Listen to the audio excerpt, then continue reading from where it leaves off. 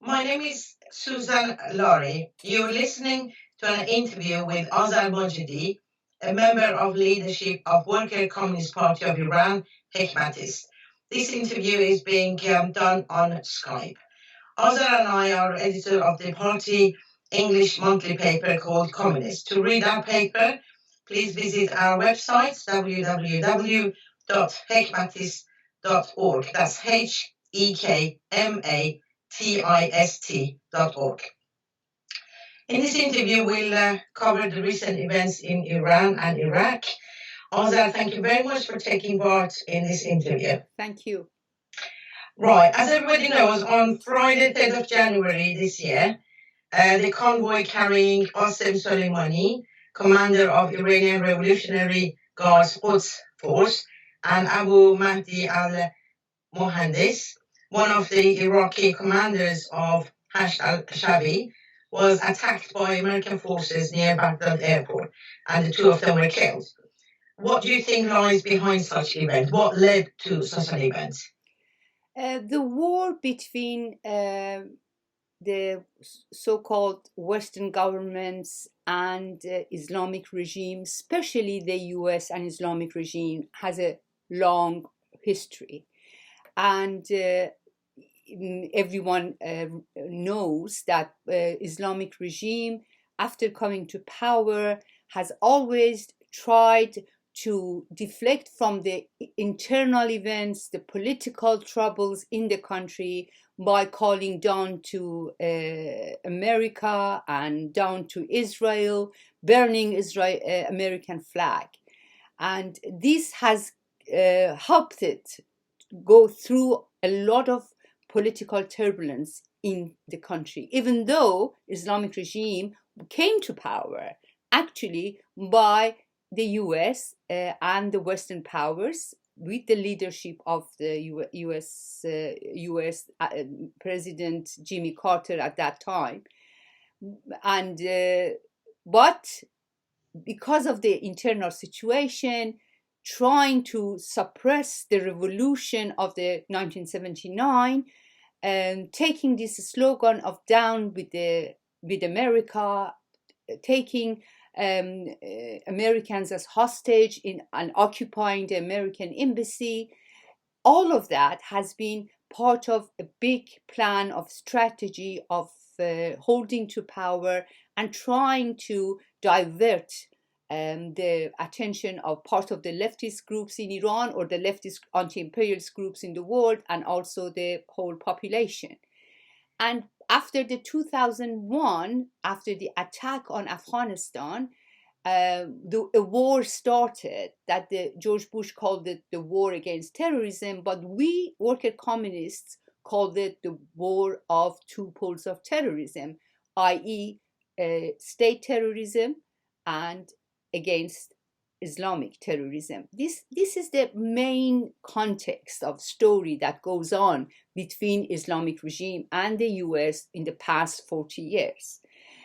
In the past few years, after what came to be called Arab Spring, which actually was the uprising of people in basically 4 North African countries, Egypt, Tunisia, Syria, and Libya, we have witnessed a real escalation of this war. Syria has turned into a nightmare. Thousands killed, millions misplaced, and the war still is going on. And then you have Libya, which is turned into a no man's land. Tribal powers have taken over, and they've started a modern slave market there. And Iraq, after 2003, has turned into a real big cemetery, you can say, and the sectarian powers there have driven people to destitute, and the situation, both economical, political, cultural, social, is horrible, and we have been witnessing an uprising by the Iraqi youth since 3-4 months ago in basically in Baghdad, in Basra, Najaf, Karbala. There the youth have shouted down with the Islamic regime. They want the Islamic regime out of Iraq, and they want the sectarian government to be dismantled and want to take over the state. And then we had Lebanon, an uprising by the youth there too, against sectarian state there, and also against Hezbollah. And this actually, when you look at it, it's been a direct attack on the Islamic regime, which has a lot of power in Iraq, and Hashd al-Shabi is its militia, Islamic militia or Shia militia in Iraq, and then Hezbollah, same thing. And in Iran, we have these 2 years of uprising by the people, a very interesting situation where the working class has taken over the stage. You have working class leaders have come to main presence and taking the leadership of the uprising in many instances, and the call for a council rule in the country has been widespread. So when you look at this political situation, both current and a little bit back, then you can see this tension between the US and Islamic regime has roots in more than just their whatever fight they have, and all this down with America fights that Islamic regime has really used to divert attention. And now with these 2 years, sorry it's getting long, but I really need to put everything in context. US once tried for a regime change in Iran, and but the problem for them is that the right-wing opposition, what we call the Western pro-Western nationalism, nationalist forces, or the old regime forces, they are not really accepted or wanted by the people. They're not popular. So when you do not have an alternative like they did in different places, it's not easy in the middle of a great uprising to have a regime change and bring a political force that does not have any real base in the country. So the US backed up and said that they just want a dialogue and they just want to change Islamic regime's behavior. But there has been some kind of attacks on sheep and so on and so forth going on. But this time, I believe Islamic regime being under attack by in Iran, by the people of Iran, especially after November events, and also in Iraq and also in Lebanon, they wanted to divert the attention in all these 3 countries. So they attacked an American base in Kirkuk first and killed an American contractor. US decided to take revenge or retaliate and attacked Iranian Hashd al-Shabi's base. And so it was the occupying of the American embassy by Hashd al-Shabi under the direct leadership and command of Soleimani, or Iranian Quds forces. And now we had this attack on the convoy and killing not only Qasem Soleimani, who is regarded as the number 2 important person in Islamic regime, also the deputy of the Hashd al-Shabi force, the deputy of Nasrallah, the Hezbollah force, and few other of the commanders of these Hezbollah and Shia militia forces. So it's this escalation of small fights here and there, mainly, to my opinion, when it comes from the Islamic regime, to divert the attention of and divert the political events in Iran and in Iraq. And now we have to see what's going to happen after this event of killing this important figure of the Islamic regime. I don't really think that we're going to have an all-out war. I do not think that it's going to escalate to anything big, because Islamic regime just basically does not have the power to do so at this moment. It's economically and politically in deep crisis. No regime in such crisis can really stay in power and hold to power for really long, let alone to start a war. And I do not think that the US wants an all war now, because if it starts, and if it cannot replace Islamic regime with another right-wing regime, then you have either a revolution, a kind of maybe even armed struggle in Iran, or a situation like Syria will happen. And I do not think neither the US nor the West wants that now to happen. So do you think this whole event, whether it's portrayed as tit for tat or, a retaliation from Islamic government or the US or its allies, is going to make Islamic Republic stronger or weaker? What forces need to be in the arena in order to make best use of the whole political situation in the region, especially in Iraq and in Iran, to somehow overthrow the Islamic government? Do you think this whole event is going to ease the way towards that goal, or is it going to hinder it? I believe in the current situation, these events are going to weaken Islamic regime. If it were 5 years ago, I might have had a different opinion, because as I mentioned in the response to the first question, Islamic regime has always revived itself, has maintained itself by resorting down to America, fighting some wars against America, or what have you in the Middle East, and by gaining a lot of power in the region, has tried to maintain itself also in the country. Islamic regime was very powerful 3 years ago in the region, in Syria, in Iraq, in Lebanon, in Yemen. But at the moment, exactly because of the political situation in Iran and in Iraq, and to some degree in Lebanon, Islamic regime does not have that power anymore. And now, if it has to also fight an outside war while it's fighting its own population, I do not think it possibly can do that.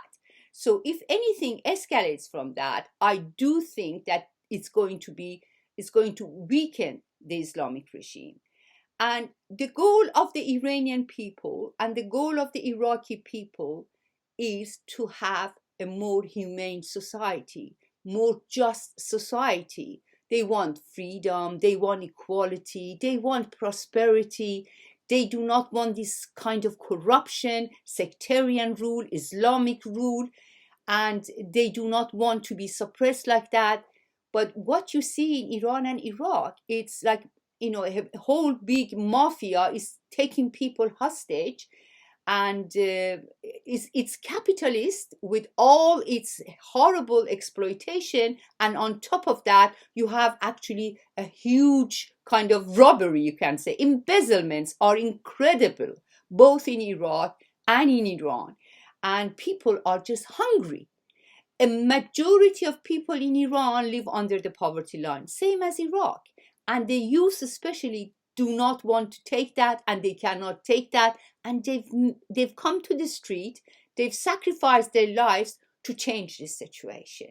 So, of course, to have a new regime that can provide for these conditions is what the people want. But is it possible? Yes. Is it easy? No. And this is where the role of the important radical, militant, revolutionary political parties become very important. In Iran, we're hoping, the Worker Communist Party of Iran, Hekmatis, to play that role, but we need to be stronger. I have to say it very straightforward and truthfully. This brings us to this question: balance of forces at this point of time. Yes. What we wish, what we aim for is one thing, what reality is dictating is another. You just said that you think that this whole event, the recent events, is going to weaken the Islamic government. And if you look at it, if the Islamic Republic is going to be weakened, and then on the other hand, you've got the Western governments or America with its allies in the region gaining more power, would there not be a risk of a more right-wing opposition taking advantage of the situation in Iran and in Iraq?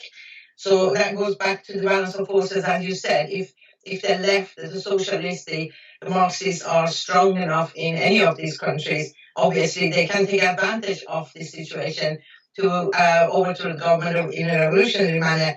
But on the other hand, if they're not ready, then there is a kind of a risk of the right-wing opposition, isn't there? Especially when you think about America and its allies wanting such an opposition rather than Islamic government or a socialist one for that matter. Exactly. The fact, when I mentioned regime change in the previous response, that's what I meant. Regime change is on the agenda of the US and the Western powers. Maybe not right now, but since 2 years ago, they have tried different scenarios and trying and testing the water, seeing if it's possible to bring this right-wing opposition to power.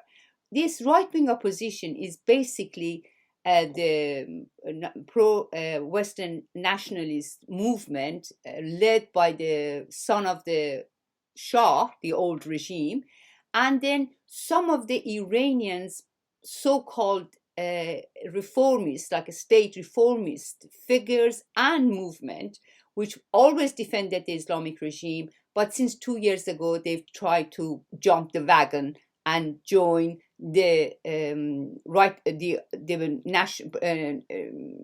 pro-Western nationalist movement. They're now together fighting for an alternative. They have tried so many different scenarios in the past 2 years, and to see how people respond. And any scenario they brought, it was forgotten after 2 weeks. People just don't care.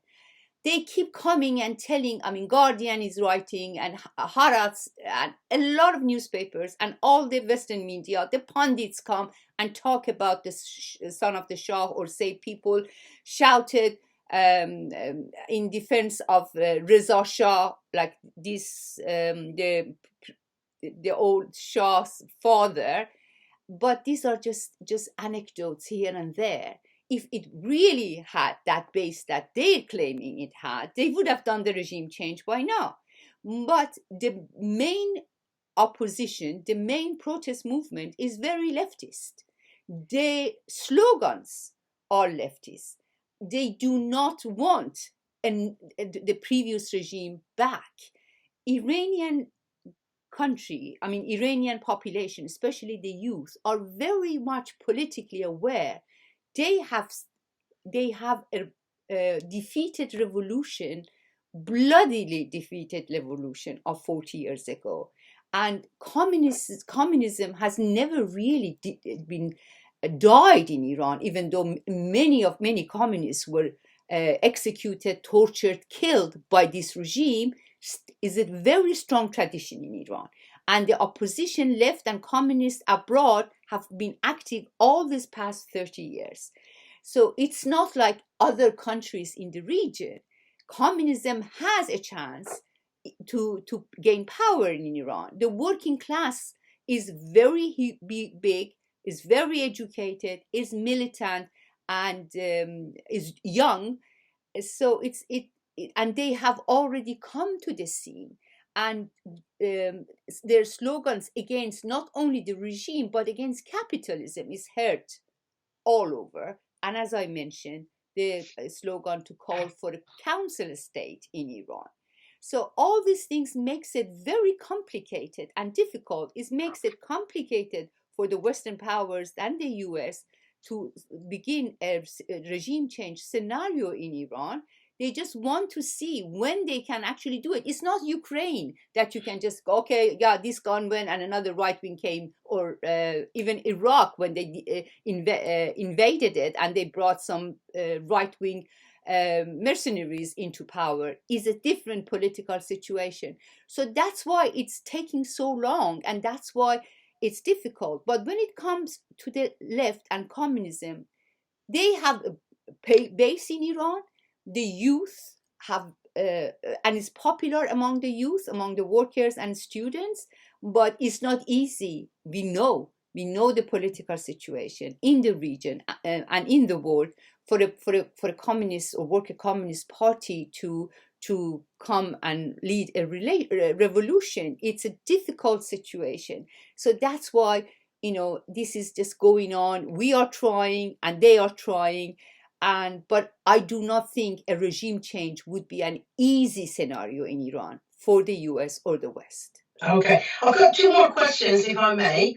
One is changing the subject, not totally, it's relevant, but going back to Trump's and the US policy, do you think that Trump is actually trying to avoid impeachment and silence his own internal opposition by creating such a havoc in Iraq, for example, the event that we've just seen? I think that's just too far-fetched that he would attack and kill very important government officials figure, and start and escalate the war situation just for avoiding impeachment. And already the Democrats in the Congress are angry and saying that he's done against all diplomatic laws and rules, and without even consulting the Congress.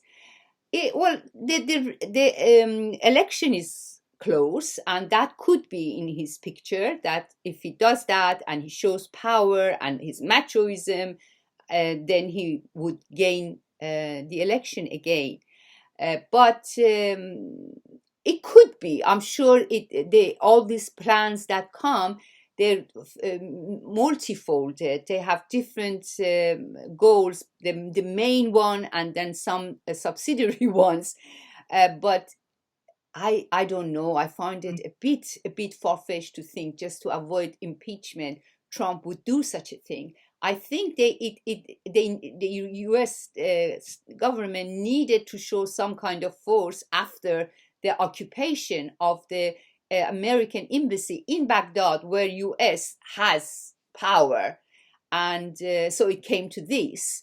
But I do not even think that the U.S. state wants to escalate it to a war, and this comes from the rhetoric they use in their speeches, and we'll have to see. We'll have to see what will come out.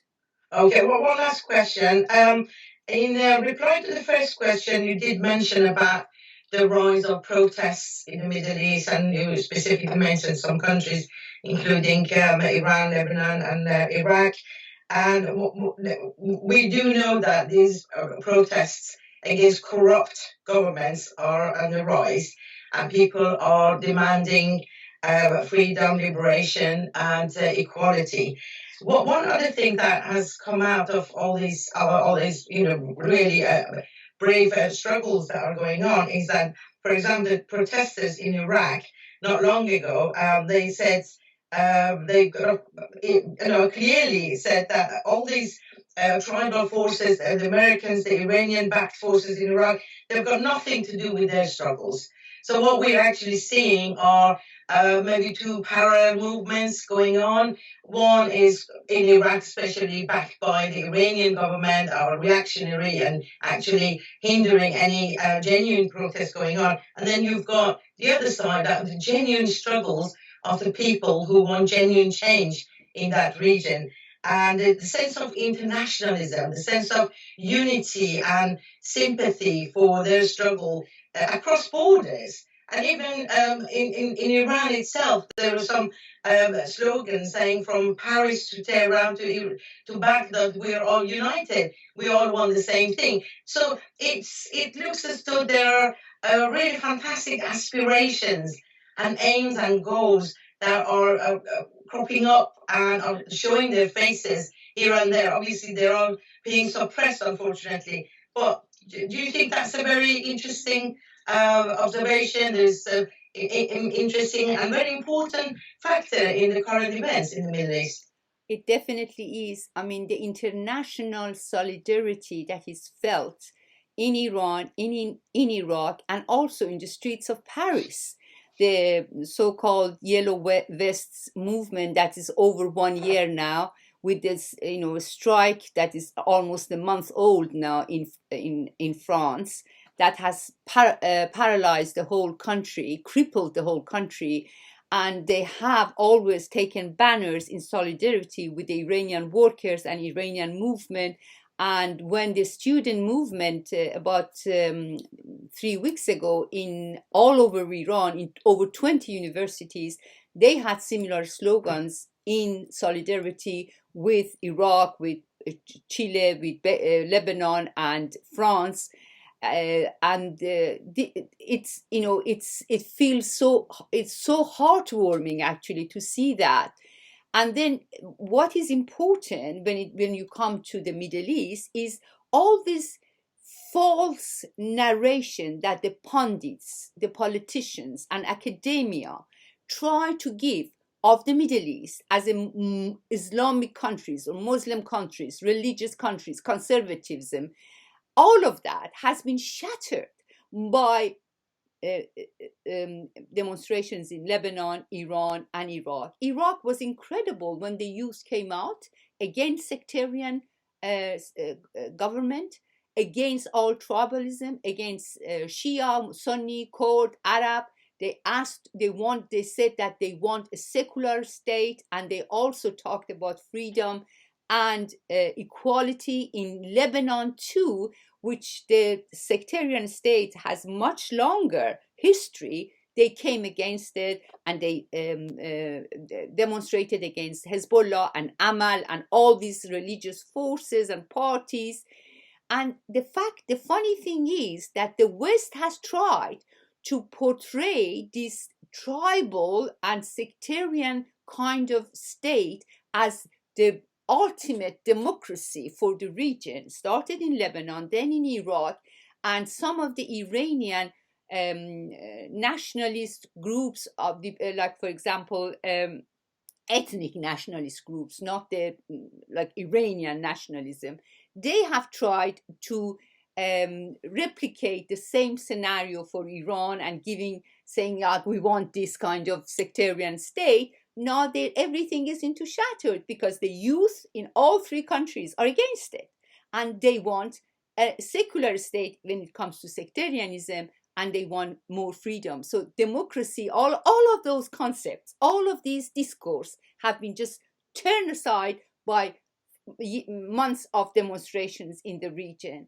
And I think it's important to give that narration to the whole world and that voice to the whole world. So all progressive forces, the working class, the left, not the anti-imperialist left, maybe they would get some also wisdom into their heads, that people in the region do not want Islamists. They're against Islamic movements. They're against American intervention. They're against terrorism. And they are fed up and tired of this situation. They want to have take the matter in their own hands. Hopefully, we could do, if regionally we can come together, and if we need more. I mean, the bourgeoisie has everything it needs: a lot of money, a lot of media, a lot of TV stations, a lot, and journalists and all of that. And for us, trying to compete with that, of course, is a very upbeat battle. But then we have our dedications, we have our goals, and this is what we have been fighting for the past 40 years. Thank you, Azar, and thank you all for taking the time to listen to this interview. Just a reminder, please visit our website, www.hekmatis.org. Thank you and bye.